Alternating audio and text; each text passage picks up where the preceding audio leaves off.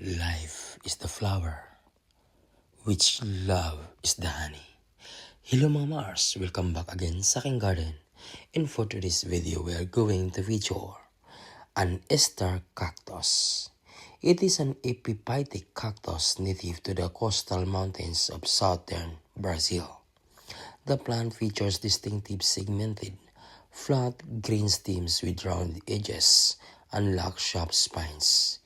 It produces vibrant starchy flowers, typically in shades or red-pink, which can grow up to 3 inches across. Unlike the Christmas cactus, which has pointed stem segments, the Easter cactus has smooth, rounded ones.